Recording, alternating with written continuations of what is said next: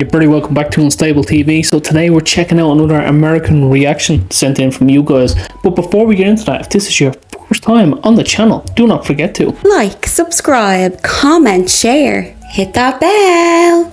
And if you're back with us again, thanks. So what are we checking out today, Danielle? So today, James, we're going to be checking out why US signs look different than the rest of the world. Ooh. So the both of us have been to America before and have noticed that the signs are really weird. So when you're going over there and you're driving or you're even walking, it can get a little bit confusing. So we're going to find out why. So let's watch this together. Let's go. Most places in the world, the road sign for no stopping, as in don't stop your car here, looks something like this. In Austria, it looks like this. In Belgium, it looks like this. Slightly different shades of blue, but basically the same. India's looks like this, Mauritius's looks like this, in a few countries there are these cute white borders, Japan's looks like this, slightly different angle but basically the same. Pretty much every country in the world has universally decided that the sign for no stopping is a blue circle outlined in red with a red X through it. In the United States, the sign for no stopping looks like this, and it's not the only example. Most countries' sign for speed limits looks like this. The US's looks like this. And how about the sign for road narrows? The rest of the world? America. The list goes on. The question is, why? In a technical sense, the car was invented in 1886 in Germany by a guy named Carl Benz. But in a patriotic sense, the car was invented in 1908 in Detroit, Michigan by a guy named Henry Ford. Henry Ford loved two things, being anti-Semitic and producing cars at a scale and at cost that Wow, that's an interesting cross. a viable means of transportation for people as opposed to previous car models that were essentially just novelties. Soon, its manufacturing dominance turned the United States of America into the car capital of the world, which soon also made it into the road capital of the world. A fact that everyone thought was America. and has generated no controversy or existential urbanist crises whatsoever.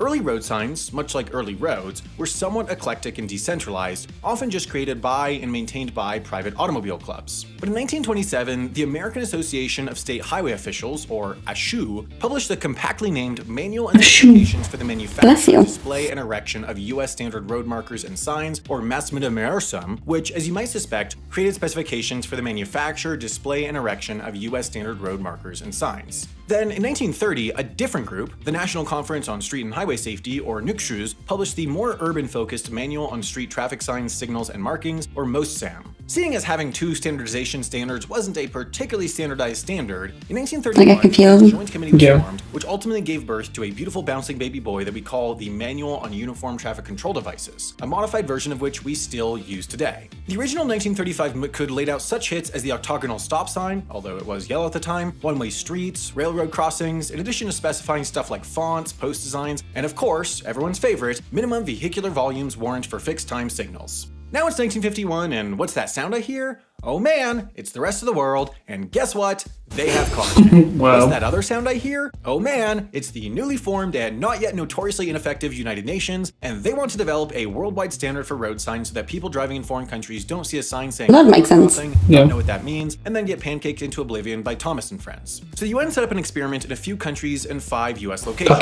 Ohio State Route 104 near Columbus, US Route 250 and Virginia State Route 53 near Charlottesville, Minnesota State Highway 101 near Minneapolis, and some various other roads in New York, where they displayed road signs from a number of different countries to see which were most effective. And not surprisingly, it turned out that Americans, still riding the intoxicating high of World War II propaganda and American exceptionalism, did not take kindly to European-looking triangles telling them how to drive. Just take a look at this gem of an article from the Mansfield News Journal titled "Ohioans Tell Europe to Leave Its Signs," which includes such quotes as, "I just don't see why we have to take any advice from Europe about our highway signs," and "If I saw a Russian sign, I certainly wouldn't pay any attention to it." Nonetheless, the experiment continued, data was collected, and ultimately that data would later grow into the 1968 Vienna Convention on Road Signs and Signals, a C-tier Vienna Convention that created a universal road sign system, which has been joined by 69 countries and today governs the road sign scene in most of the world. It's the reason that all the no-stopping signs look the same. But adding to their long, illustrious history of spearheading international treaties that they then refused to sign, the United States refused to sign it. Why?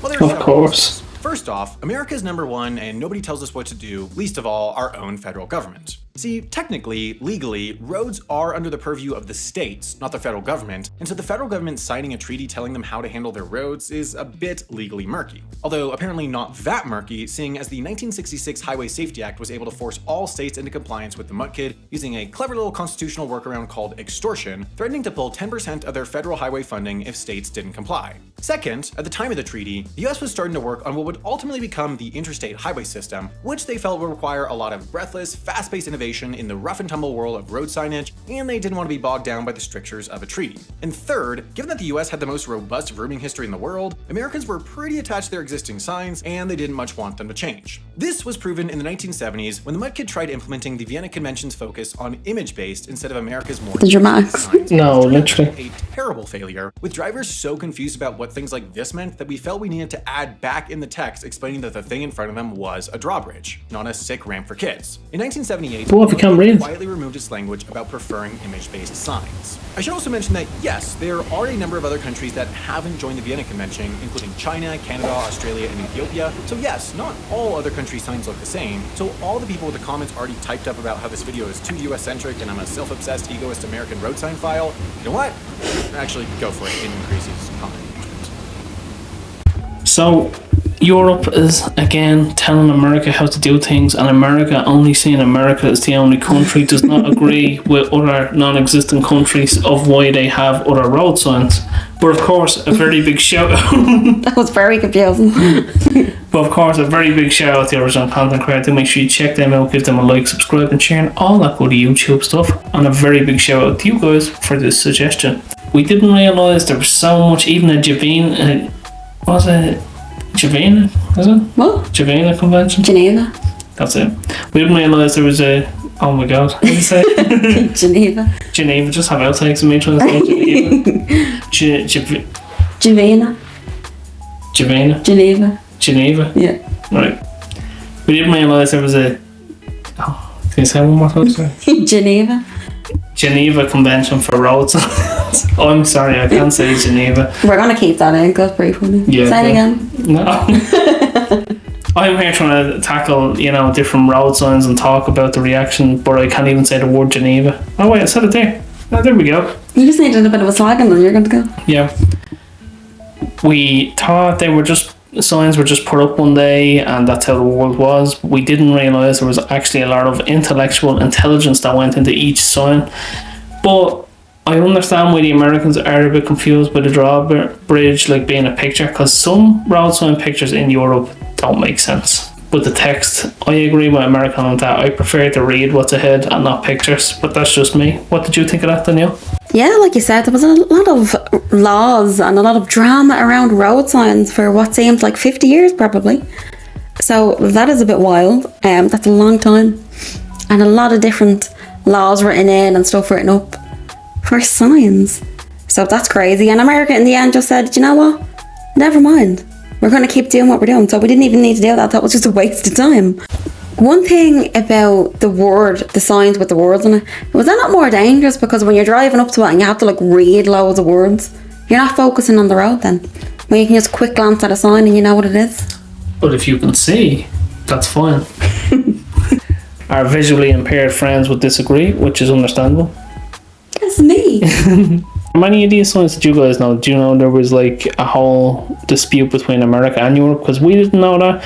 But yes, some of our signs make more sense than America's signs, and America, yes, they don't like being told what to do, which is fair enough, but they like telling everyone else what to do. Exactly, so do what you're told. Yeah, by the Europeans who created America. We have to live by America's rules, but America doesn't have to live by anyone else's. Yeah. Make it make sense. No, we're only playing, are we? No. But let us know though. What are your thoughts about this in the comments down below? And that has been our 2 cents, and we will chop ourselves out of this.